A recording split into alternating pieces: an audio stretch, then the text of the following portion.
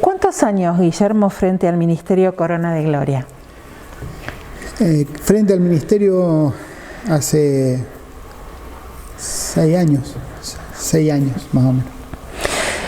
¿Cómo llegas a conocer el ministerio y a su referente Adrián Ceruti? En realidad uno no conoce a la persona, sino conoce a Dios. O sea, una de las cosas que siempre cuento es justamente que hay un encuentro con el Señor, con Jesús, y eso es lo que cambia el panorama de la persona. Está hablando alguien que justamente de formación científica, que siempre buscaba algo más, y un día cuando estábamos con mi esposa, dice: tenemos que ir a la iglesia. Bueno, le digo, vamos. Yo era católico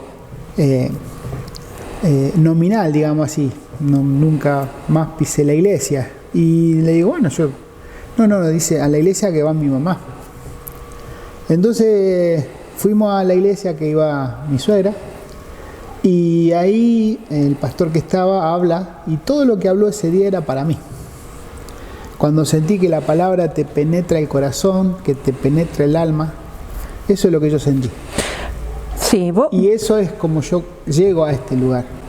Te me adelantaste en cierta manera a la pregunta, porque mi razonamiento era este, ¿no? Yo te imagino, como la inmensa mayoría de nosotros aquí en el pueblo, nacido, bautizado en la iglesia de nuestra localidad, después tomar la comunión, la confirmación, y bueno, pasaron los años y me estás diciendo, algo pasó, algo que quizás no encontraste en otro lugar. Sí, eso es como te lo estaba relatando justamente, o sea, uno lo tiene al Señor como una muleta, como alguien que necesita, cuando lo necesitas, ayuda. Pero lo que yo descubrí fue justamente que es más que una ayuda, es indispensable. Para mi vida en este tiempo es indispensable. Y eso es lo que yo descubrí y lo fui conociendo, como quien dice. Como toda relación va creciendo a la medida que uno va permaneciendo en el tiempo.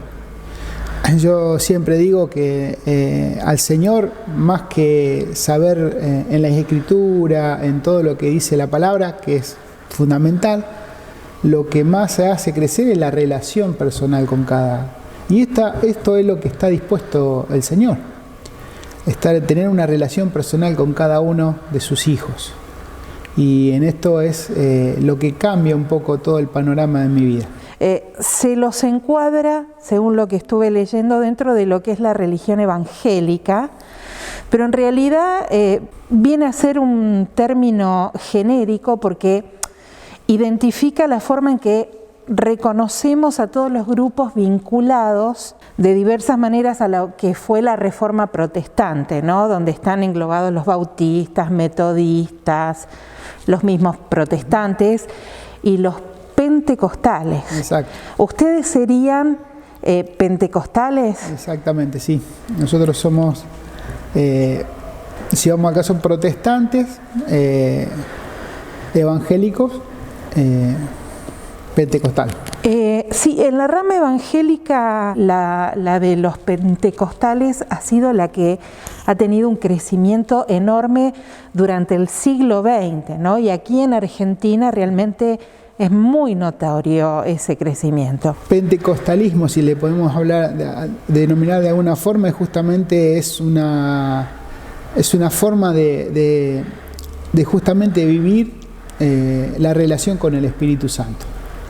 Se toma justamente cuando estaban reunidos los 120, los discípulos esperando que el Señor le diera la señal, y bueno, el Pentecostés justamente es el derramamiento del Espíritu Santo, y ahí viene y la gente es cambiada. De hecho, la gente que estaba ahí reunida, los 120, dice que había de todos lados prosélitos, o sea, judíos de todos lados, que los escuchaban hablar en su propia lengua, siendo que ellos eran galileos. Entonces, ese derramar del Espíritu Santo marca el inicio de la iglesia.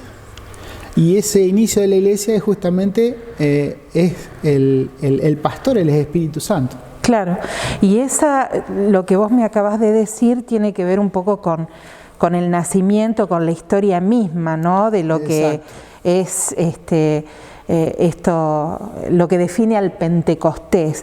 Pero si eso lo trasladamos a nuestra realidad, a nuestros días, digamos, ¿a qué atribuís el crecimiento de esta iglesia, del ministerio?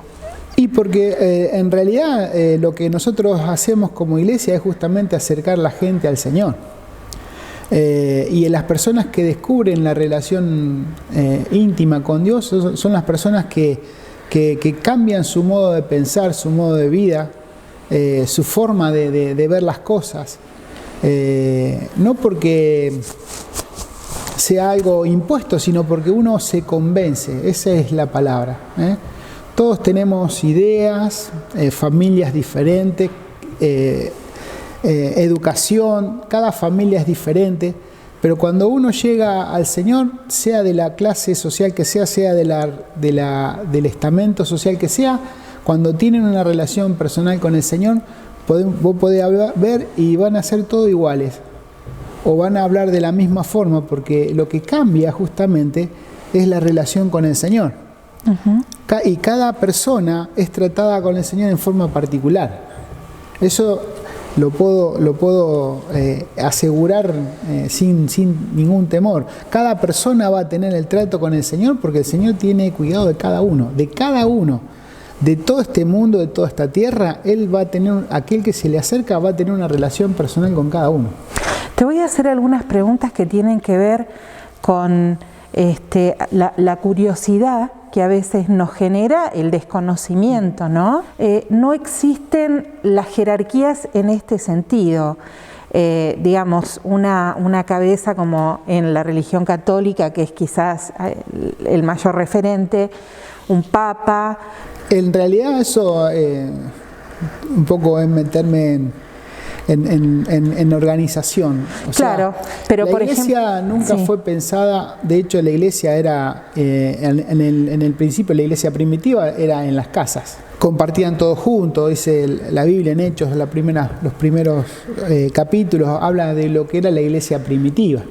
De hecho, no se lo llamó cristiano hasta que en Antioquía le decían, estos son iguales a Jesús. Por eso le decían, son cristianos. Entonces, en realidad la organización, porque esto es la palabra, la organización administrativa de la iglesia pentecostal es un consejo de 20 pastores que están representados todas las provincias. La Argentina está dividida en 4 regiones y cada región tiene su comisión directiva, elegida por los pastores con credenciales, con afiliación a esta asociación. Claro. Y otra de las características, digamos, porque uno lo puede observar, no están las imágenes de los santos, ni de la Virgen María, digamos, esa es otra de las diferencias, ¿no? Sí, fundamentalmente porque el único Salvador es Jesús. Y a Él le damos toda la gloria y el honor y el reconocimiento. Él es, o sea, el intercesor, el que ha dado su vida por nosotros en pago. Claro. La teología nuestra es, o sea, la teología según la Biblia dice justamente que era necesario que Él padezca para que todos nosotros podamos ser accesibles al Padre. El humano como humano, por más que sea bueno, que sea una persona honesta, todo lo que nosotros podemos ver, nunca puede llegar a Dios por sus propios méritos.